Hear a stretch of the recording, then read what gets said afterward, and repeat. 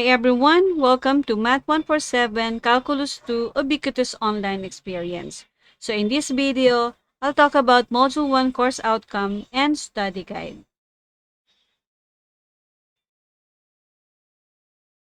Okay, the next slide shows the weekly study guide, which consists of three components. We have the topics, the teaching and learning activities, and the assessment tasks.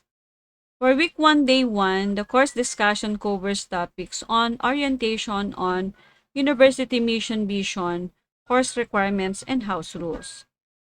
For the teaching learning activities, we include the microvideo lectures on universities, policies, and course orientation.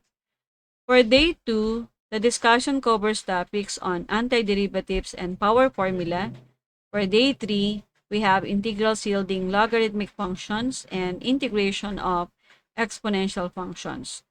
The teaching and learning activities for day 2 and day 3 both includes the microvideo lectures, the reading links, and the solve problems for each particular topic.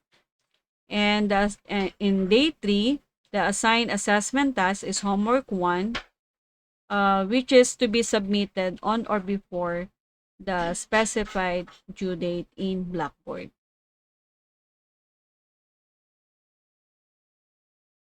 Okay, in week 2, day 1, the discussion covers topics on integration of trigonometric functions. In day 2, we have the integration of hyperbolic functions and integration yielding inverse trigonometric functions.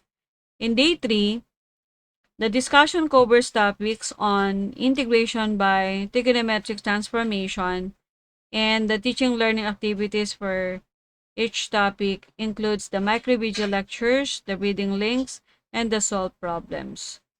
The assigned assessment task for this week, which is located in day 3, is the problem set number 1. Again, this assessment task should be submitted on or before the due date specified in Blackboard. In week 3, day 1, the discussion covers topics on integration by parts. On day 2, we have the integration by algebraic substitution and half-angle substitution. In day 3, we have the integration by trigonometric substitution. And the teaching and learning activities per topic includes the microvideo lectures, the reading links, and the solve problems. The assigned assessment task in day 3 is homework 2, and this must be submitted on or before the specified date.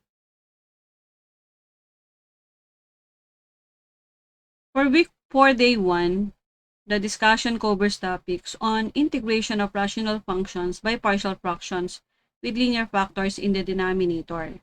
In day 2, the discussion covers topics on integration of rational functions by partial fraction, but this time with quadratic factors in the denominator. So for each topic, the teaching learning activities includes the microvideo lecture, the reading links, and the solve problems. Then in day 3, you have to take the module 1 long examination. And this is also the last day to submit all the necessary requirements.